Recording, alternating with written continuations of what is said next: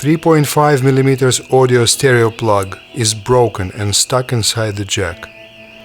In case of emergency, you can remove it even without unsoldering, assuming you have full access to the body of the jack on the PCB.